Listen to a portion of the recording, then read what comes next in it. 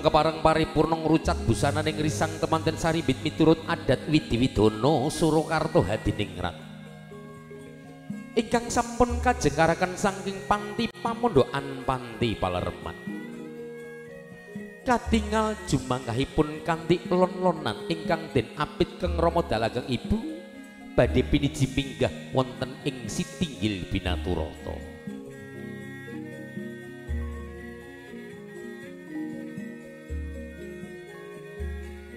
Saksampunipun risang temanten putri Kenya Ayu Ladi Octavia Berliana SPD kaboyong utawi kaapit kang Rama Dalageng Ibu minggah wonten ing kursi gading dampar kencana. Mugi kepareng binagus Wahyu Istiadi Eskom.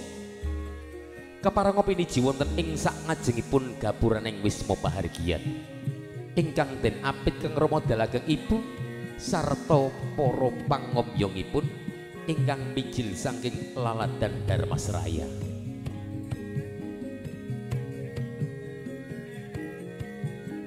Setelah mempelai wanita didampingi oleh orang tua tercintanya menuju ke pelaminan,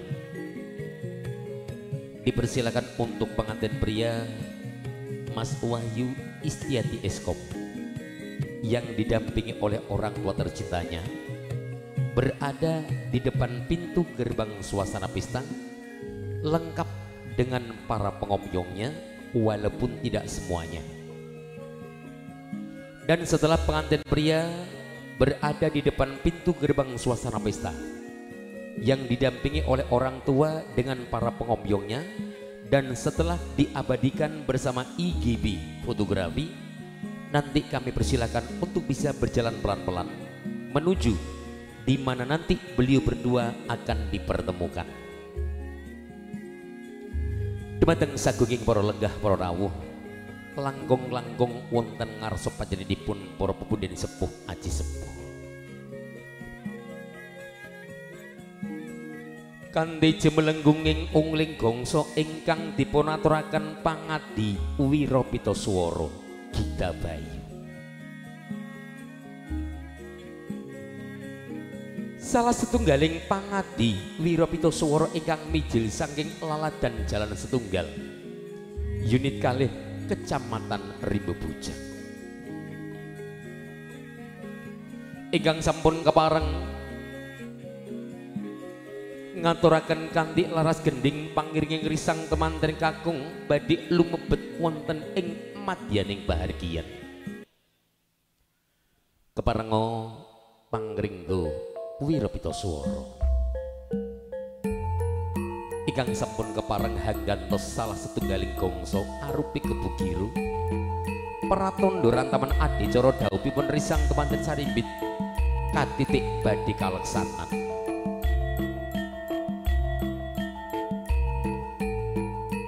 Kanthi memuja lan memujining dumateng ngarsa dalem Gusti ingkang murbenging dumadi. Mugi rantaman adicara dhawuhipun risang temanten Saribit wiwit purwamadya ngantos paripurnaning sak mangke. Mugi tansah manggiwana rahayu wilujeng. Tinebihna rupita, tinebihna sengkala.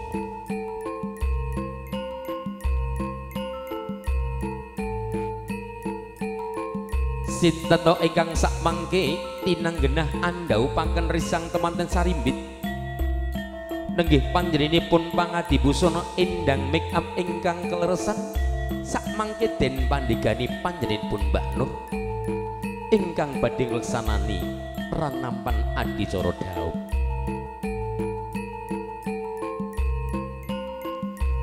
Risang temanten kakung ingkang sampun katingal jumeneng wonten ing sak ngajengipun gapuraning wisma pahargyan katingal busananing panting pancorot pancorong saya cedhak saya cetha saya caket saya ngalila keparenga panjenenganipun pangadi busana sageta hamar titisaken kanthi elon-elonan risang temanten Saribit sageta jumangkah anggenipun malaksana piniji wonten ing sak ngandhapipun tendha.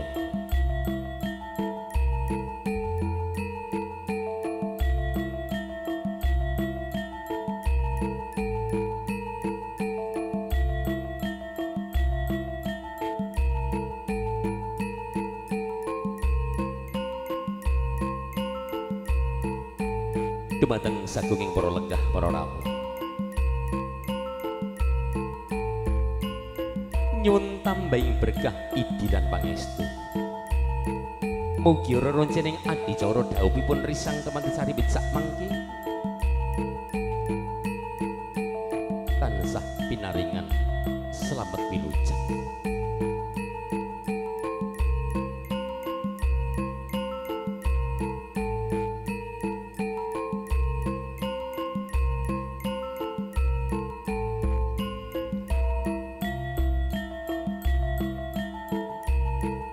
Dipersilakan untuk pengantin pria untuk bisa berjalan pelan-pelan menuju ke tempat yang sudah dipersiapkan dari keluarga besar Tata Rias Endang Mekak. Sinten tok ingkang sampun kepareng ambopong amondong wujudipun kayu klepu Dewa Ndaru Jaya Ndaru. Nenggih kadang kaneman ingkang dedeg piadegi sami. Kadang kaneman ingkang pasuryanipun katingal gagah ingkang saged dipun wastani senopati sak kembaran.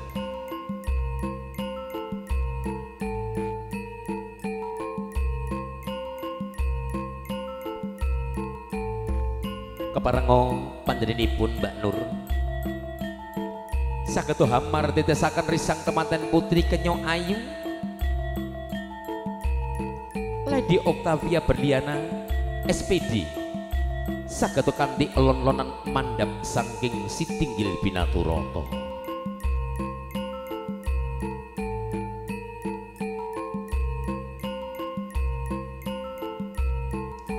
Risang temanten putri ingkang sampun kepareng kanthi elon-elonan anggenipun malaksana badhe hamapak rawuhipun Kang Raka Garwa. Pebudayanipun pun bagus Wahyu Istiati Eskom.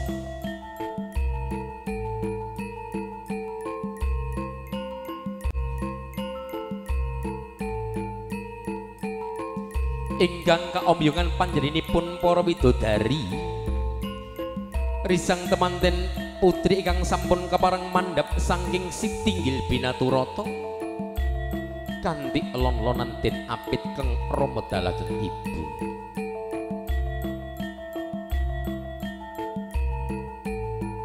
Saksampunipun risang temanten saribit piniji wonten ing sasananing panggih.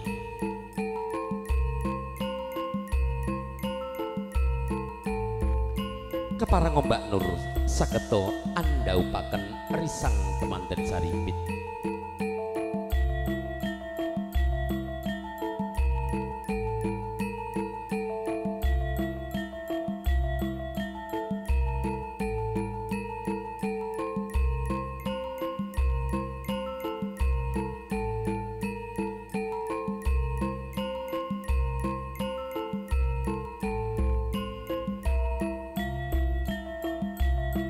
Tansah katingal kumlawe astanipun risang temanten saribit ingkang samya abebalangan, ambalang gantal, ambalang suruh matemurasi.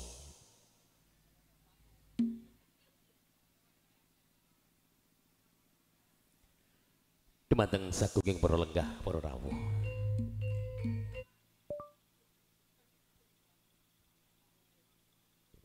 Saksampunipun paripurna risang temanten saribit ingkang samya abebalangan ambalang gantal ambalang suruh.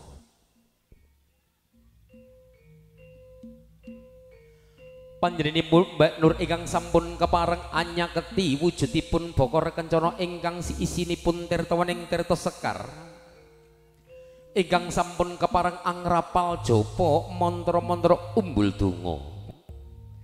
Mugi ora runcening adicara dhawuhipun risang temanten saribit sak mangke tansah tinebihna rubida tinebihna sengkala.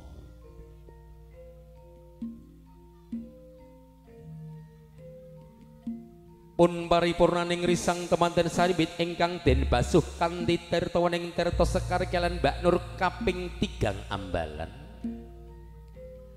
Kepareng risang temanten kakung binagus Wahyu Istiati Eskom. Saderengipun risang temanten Sarimbit, saderengipun risang temanten Putri Anjeng Kusum Mbah astanipun. Mugi sak mangke saged kepareng sigro anggenipun gedruk wujudipun kanaan antika.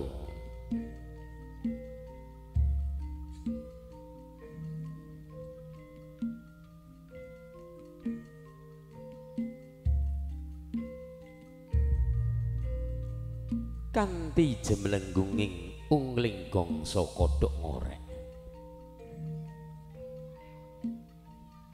Tansah andherekaken reruncening adicara ingkang salajengipun mugi kepareng kenya ayu Octavia Berliana saged kepareng anjengku sumembah astanipun. Ngaturaken sugeng rawuh Kang Mas, ngaturaken bekti kula kunjuk Kang Mas lan bekti kula katur Kang Mas.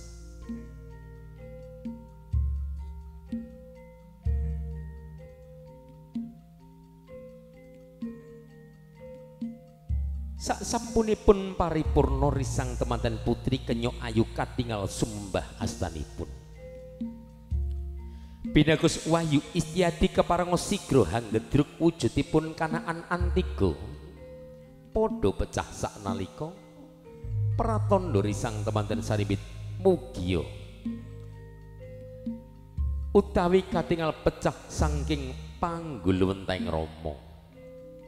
Pecah saking panggulwenteng ibu saged manjing jeroning pribadi.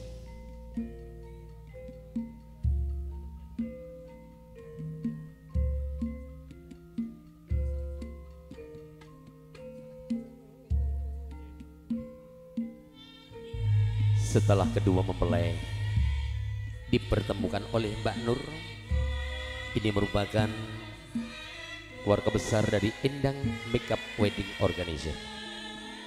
Dan setelah paripurna lempar suruh, paripurna dibasuh kedua telapak tangan kedua mempelai, dan pengantin pria setelah memecahkan telur. Untuk acara berikutnya, kedua mempelai akan diboyong oleh orang tua tercintanya menuju di kursi kebesaran beli berdua di singgasana pelaminan.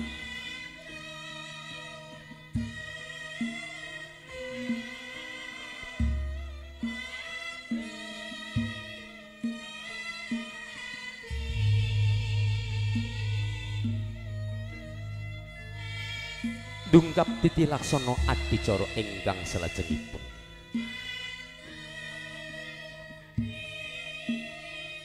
Risang temanten Sarimbit badhe kaboyong keng Rama dalageng ibu kanthi lon-lonan minggah wonten ing kursi gading dampar kencana.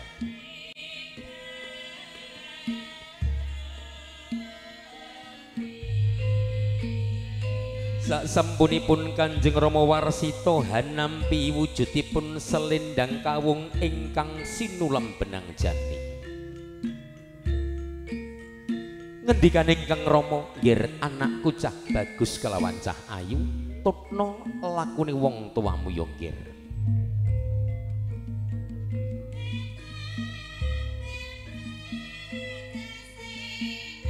Panci leres ngendikaning para winasis, "Ing ngarsa sun tulodo ing madya mangun karsa tut uri handayani." Ing ngarsa sun tulodo panjenenganipun Kanjeng Rama ingkang sampun kepareng amboyong nak temanten Sarimbit.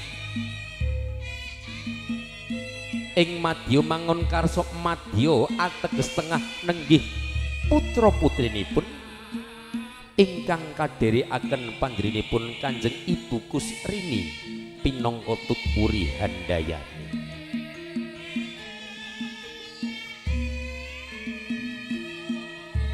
Anggenipun Malaksana Kang Rama amboyong nak temanten Sarimbit saben sepecak kandhek saben sepecak manoleh katingal tansah repepeh lengkeh bebasan pindho Singalupa.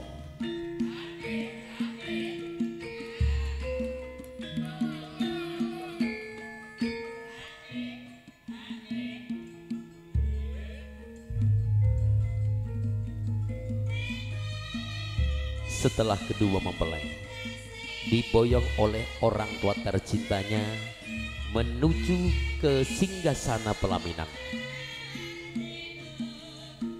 Nanti kami persilakan untuk Bapak Warsito beserta Ibu bisa mendudukan putra putri panjenengan di kursi bagikan sang raja sang ratu yang sudah dipersiapkan sedini mungkin dari keluarga besar Indang Make Up and Decoration. Dan setelah kedua mempelai didudukan oleh orang tua tercintanya, dipersilakan untuk Bapak Warsito beserta Ibu, dipersilakan untuk Bapak Nasrul Syukur beserta Ibu, nantinya bisa untuk duduk di samping kanan kiri putra putri panjenengan, dikarenakan nantinya akan dilanjutkan rangkaian acara berikutnya, yaitu berupa acara sungkeman utawi sungkem pangabekten. Dumateng panjenenganipun Mas Rohim sakatoka pareng hangaturaken kanthi laras gending kangge pangiringing risang temanten Sarimbit badhe ngleksanani tumapa ing adicara sungkem pangabekten.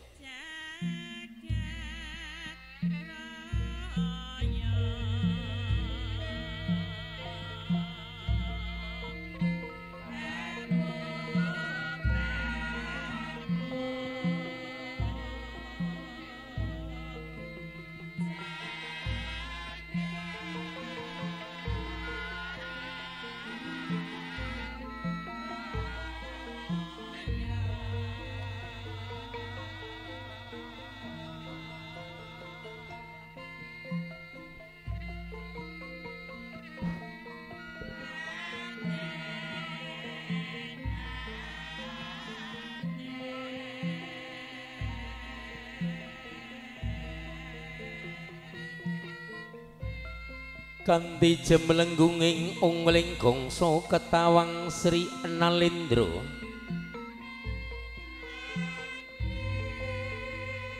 kangge pangiringing risang temanten Sarimbit badhe ngleksanani tumapa ing adicara sungkem pangabekten.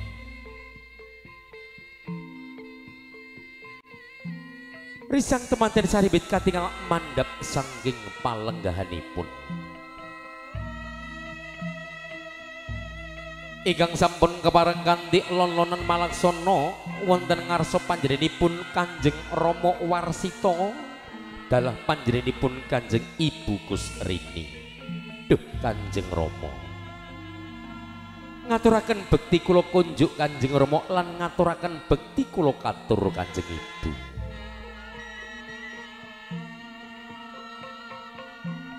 Ger anakku cah bagus kelawan cah ayu,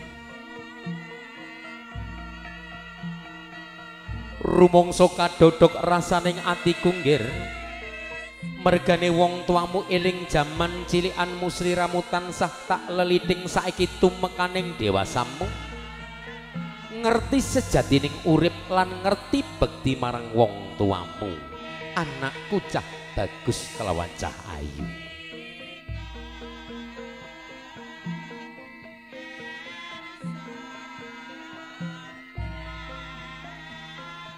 nanging sing dadi piwelingi wong tuamu tumrape anakku klorone cah bagus kelawan cah ayu. Andisi ana anggonmu manembah wonten ngarsa dalem Gusti ingkang murbenging dumadi.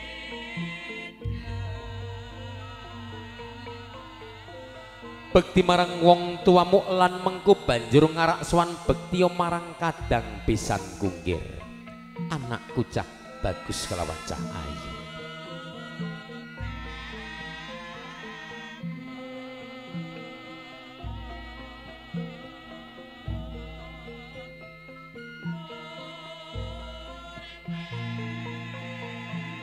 lamun to sliramu andisi anggonmu manembah wonten ngarsa dalem Gusti ingkang murbenging dumadi bekti marang wong tuamu banjur ngeraksuan bekti marang kadang pisan kunggir welinge wong tuamu aja ngantek mbok lalekke welinge wong tuamu kepiye nggir aja sira bedak-bedake endi wong tuwa lan endi mara tuwa nggir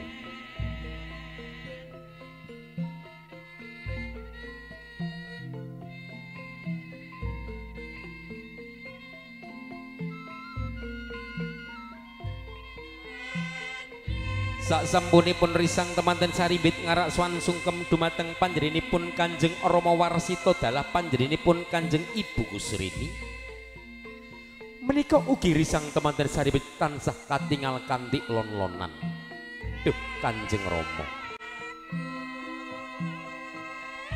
ngaturaken bekti kula kunjuk Kanjeng Rama lan bekti kula katur Kanjeng Ibu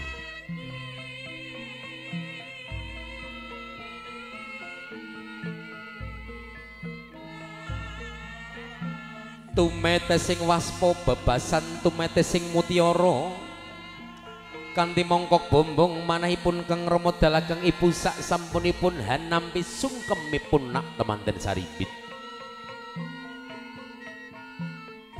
yen to kacandra Kang Rama dalageng ibu kayata paribasan kajugrukan wukir sari kablebekan segaraning madu kanthi mongkok bombong manahipun sak sampunipun mangertosi risang temanten saribit sak sampunipun mangertosi putra putrinipun sampun katingal dewasa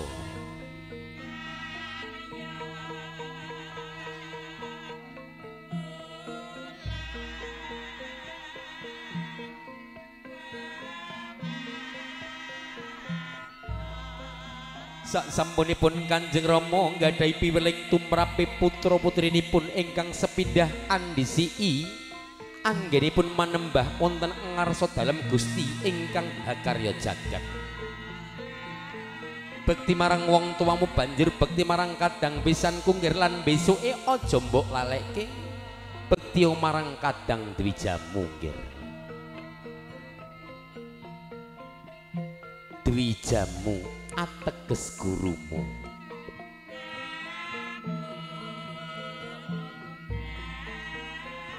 gurumu kuwi digugu lan ditiru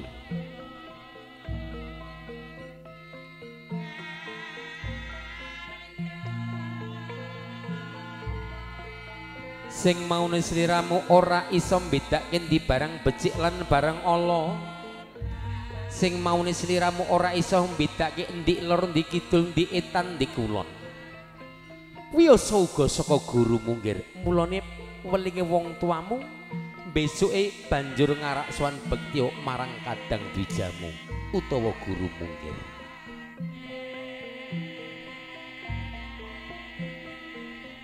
sinambi panjenenganipun pangomyong ngrisang teman kakung ingkang mijil saking laladan blok B Setyung Sekawan Darmasraya pun sekecakaken anggenipun lelenggahan monggo boten sah wuh perkewuh anggenipun ngerahapi pasugatan anggenipun dedaharan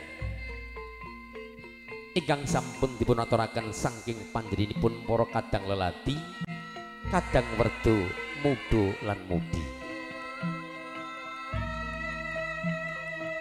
setelah kedua mempelai paripurna melaksanakan dalam acara sungkem pangabekten kali ini Mbak Nur beserta all kru dari Endang Makeup akan melanjutkan rangkaian acara berikutnya yaitu berupa acara kacar kucur.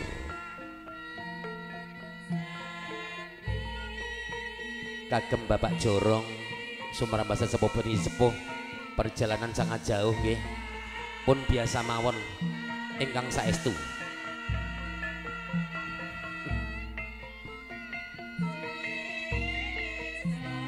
dungkap titi laksana adicara ingkang salajengipun arupi adicara kacar kucur.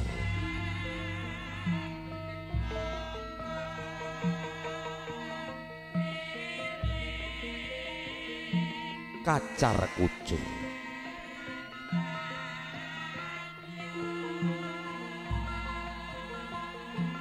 Sebelum melaksanakan dalam rangkaian acara Kacar Kucur, sejenak kita berikan kesempatan kedua mempelai yang kali ini terpantau dari layar monitor di PSTV di Wong Punjogawi. Kedua mempelai tidak mampu untuk membendung air matanya keluar. Insya Allah ini merupakan tangis bahagia. Tangis bahagia untuk kedua mempelai dan tangis bahagia untuk orang tua tercintanya. Adicoro Kacar Kucur. Kacar Kucur kacang kawak dele kawak. Wong liya dadi sanak, yen wis dadi sanak mugi nyanak. Kacar Kucur wong liya dadi sedulur, yen wis dadi dulur mugi dulur. Dua insan yang berbeda sekarang sudah menjadi keluarga utuh. Ini melaksanakan ibadah di jenjang pernikahan. Setelah berstatus menikah, tentu Mas Wahyu Istiati ini statusnya adalah sebagai imam keluarga, sebagai pimpinan keluarga.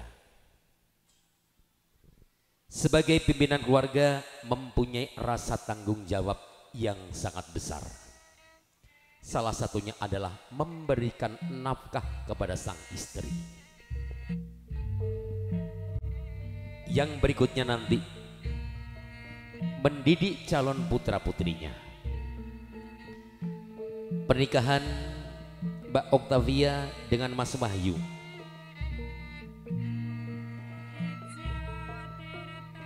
beliau berdua akan saling asah dan saling asuh, akan saling memberi dan akan saling mengasihi, dan tentu akan saling melengkapi. Sak sampunipun paripurna adicara Kacar Kucur menika menggah dilaksana adicara ingkang salajengipun risang temanten saribit kleksanani tumapak ing adicara dahar klimah dahar walimah.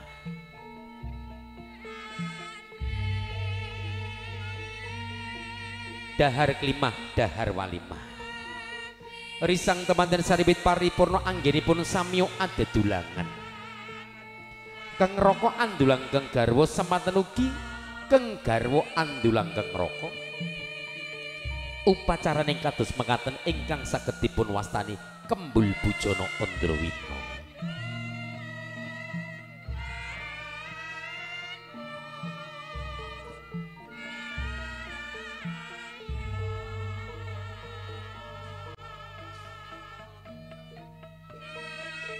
Kados sampun paripurna anggenipun ngleksanani tumapak ing adicara sungkem pangabekten Kacar Kucur dahar klimah dahar walimah.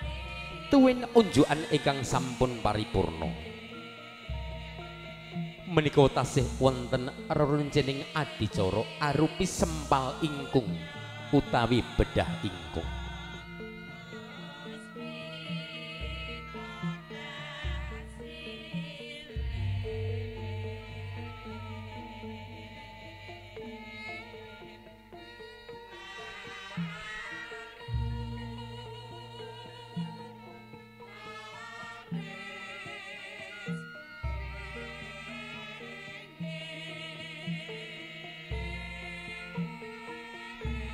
Dumateng sagunging para lenggah para rawuh. Mekaten menggah upacaraning dhawuhipun risang temanten saribit. Awit risang temanten saribit kajeng karakan saking panti pamondokan panti Palereman. Ingkang sampun kadhawuhaken kaboyong piniji minggah wonten ing Sitinggil Binaturata.